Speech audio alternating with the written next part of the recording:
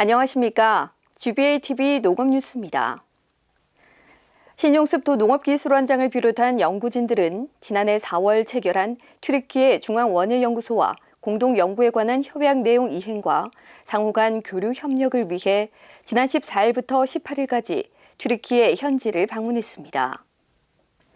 신용습도 농업기술원장은 튀르키예 중앙원예연구소에서 열린 심포지엄에서 특별 강연을 통해 한국 원예 산업의 성공 사례와 강점을 알리고 아시아와 유럽 간 협력의 필요성을 강조했습니다.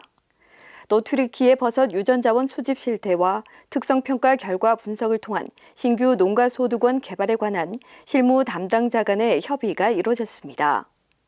특히 현지 수출 유망 버섯류와 곰보버섯 등 신품종 육성 방안, 품종 출원 가능 분야에 대해 의견을 나누고 시험 포장을 점검했습니다. 일행들은 또 감, 키위 등 스마트 과수 연구시설을 방문해 튀르키예 유망 과수 산업 육성을 격려하며 한국 스마트 농업 분야 해외 진출 가능성을 모색했습니다. 이 밖에도 이스탄불 농산물 시장을 찾아 중동권 할랄 산업에 적용 가능한 경북 농산물 수출 시장 조사와 양송이 등 식용버섯 신규 수출 진행을 위한 현지 도소매 유통 현황을 알아봤습니다. 기술원 유기농업연구소는 유기농 샤인머스켓 재배 시 화수 정형 방법이 정립돼 있지 않아 어려움을 겪는 농가를 위해 연구 과제를 선정하고 기술 개발에 나섰습니다. 유기농업연구소는 지난 14일 상주시 모동면 유기농 샤인머스켓 재배 농가에서 화수 정형 방법 개발에 관한 연구 과제 중간 진도 관리를 했습니다.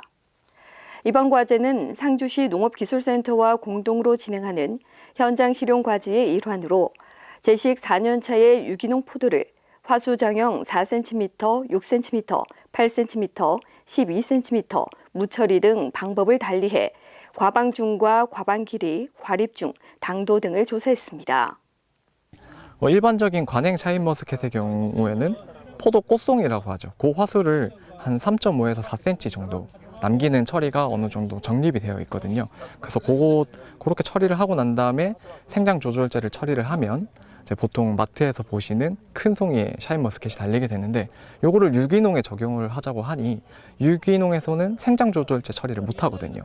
그렇다 보니까 3.5cm나 4cm 정도만 남기면 포도송이가 너무 볼품이 없고 상품성이 조금 낮은 거예요. 그래서 그거에 대한 내용이 확립이 안 돼 있다 보니 저희 연구소에서 이제 유기농 포도 샤인머스켓에서 요 화수 길이를 어느 정도로 조절을 하는 것이 이제 상품성이 좋은지 그럼 이제 농가에 보급을 할 수 있을지 그 길이를 한번 정립을 하고자 요 과제를 진행을 하게 됐습니다.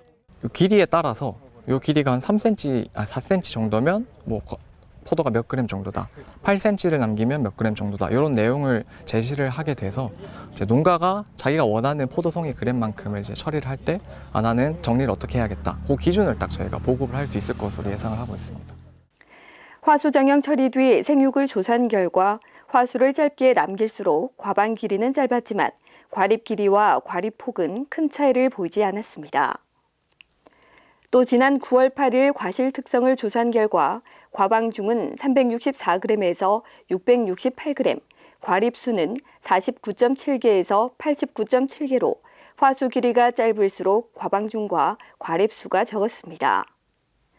당도는 13에서 15브릭스로 12cm 처리에서 가장 높았으며 색도는 처리간 차이를 보이지 않았습니다. 한편 유기농업연구소는 수확 뒤 과실 품질을 분석하고 화수 정형 방법 기준을 정립해 농가에 보급할 계획입니다.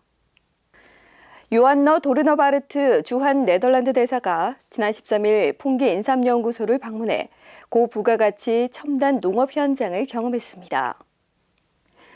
요한너 도르너바르트 주한 네덜란드 대사는 경북과 네덜란드 양자 간 농업 분야 협력 방안을 모색하기 위해 경북도청을 방문한 가운데 이철우 도지사를 예방한 뒤 평소 인삼에 대한 관심으로 풍기 지역을 찾았습니다. 네덜란드 대사는 이날 인삼 재배 농가에서 6년근 인삼 캐기 체험을 하며 풍기 인삼의 우수성을 확인했습니다. 이어 풍기 인삼연구소를 방문해 주요 연구 성과와 고려인삼과 외국삼과의 성분 비교 등에 대한 자세한 설명을 들었습니다. 또 첨단 인삼연구동과 인삼 스마트팜 시설을 둘러보고 ICT 융합 연구과제, 이동형, 다단형 재배 현장을 견학했습니다. 네덜란드 대사는 와게닝겐 대학교에서 농업기술과 자연관리를 전공해 스마트팜에 대한 높은 이해를 보여줬으며 연구진들과도 깊이 있는 대화를 나눴습니다. 네덜란드는 인삼을 직접 재배하지는 않지만 최근에 인삼을 수입하고 있는 국가로 매년 수입량이 늘고 있는 추세입니다. 이번 방문을 통해 풍기인삼연구소가 인삼 재배에 있어 선진 기술을 접목, 한층 고품질, 고소득 작물로 농업인들이 만족할 수 있게 연구에 더욱 노력해 주길 바란다고 말했습니다.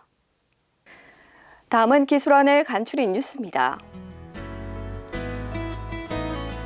기술원은 제11호 태풍 흰남노로 피해를 입은 영주시 사과재배 농가를 찾아 떨어진 사과 수거와 과원 복구 작업 등 농촌 현장을 지원하고 사후 과원 관리에 대한 컨설팅을 실시했습니다.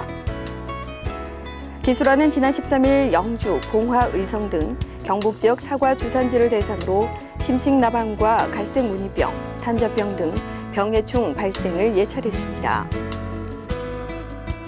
기술원은 지난 14일부터 10월 7일까지 농가 맛집 운영자를 대상으로 집합 교육과 1:1 맞춤 교육을 실시합니다. 이번 교육은 푸드 스타일링과 음식 촬영 노하우, 온라인 마케팅 교육, 메뉴 개발 실습 등이 이루어집니다.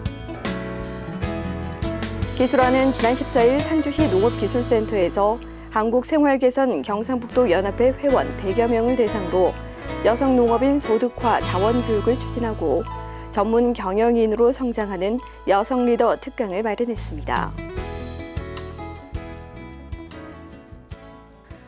태풍 피해로 특별 재난 지역에 선포된 경주, 포항은 농작물 피해 면적 2,830여 헥타르 중 78%가 침수, 도복, 유실 등 벼 피해인데 반해 경북 북부 지역은 강한 바람으로 과수 낙과 피해가 컸습니다.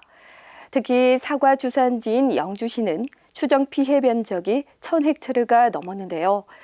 관계기관과 봉사자들의 도움으로 빠른 복구가 이루어지길 바랍니다. 이상으로 GBA TV 농업 뉴스를 마치겠습니다. 고맙습니다.